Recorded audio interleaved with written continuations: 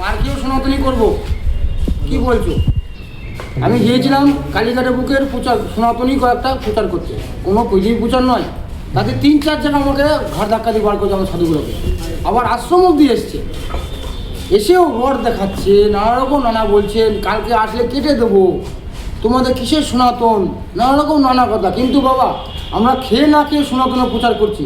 এখানে কোনো আমাদের বিজিত নেই, আমাদের আত্মরক্ষার জন্যে, আমাদের হিন্দু করার জন্যে।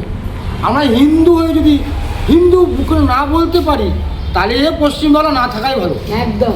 আমি হিন্দু যদি না বলতে পারি, আমার ডাক্তার না বলতে পারি, তাহলে পশ্চিমবাংলা না থাকাই ভালো। যে আমাকে হুমকি দিয়ে গেছে সেও কিন্তু হিন্দু বাবা, সেও হিন্দু, তার বাচ্চাও হিন্দু, জানে না পরে কি হবে।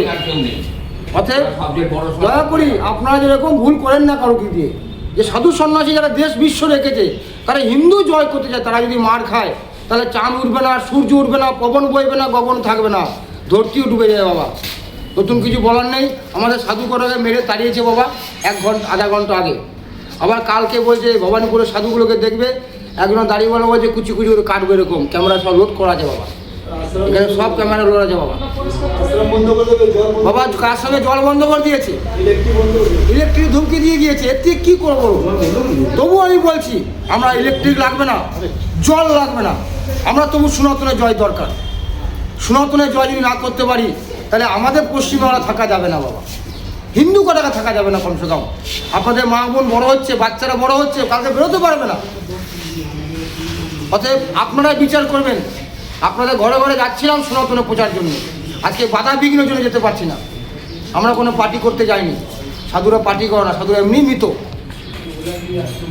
না খেয়ে সকাল থেকে না খেয়ে রয়েছি, প্রচার করতে গিয়ে 3 জায়গা ধাক্কা পেয়েছি। আমরা হিন্দু ধর্ম, তৃণমূলেরও হর মহাদেব বলছি, বলছি তোরা পার্টি করছি। সিপিএমেরও হিন্দু আছে, আচ্ছা কংগ্রেসেরও হিন্দু আছে। আমরা হিন্দু ধর্ম জয় বাবা, তোমরা রক্ষা করো, তোমাদের হত্যাকর্তা।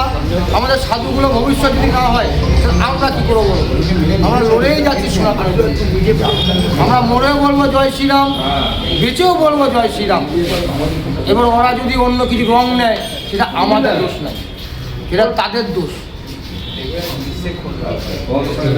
আরো ভালো ভালো খবর দেখতে সাবস্ক্রাইব করুন বাংলা হান্টের ইউটিউব চ্যানেল।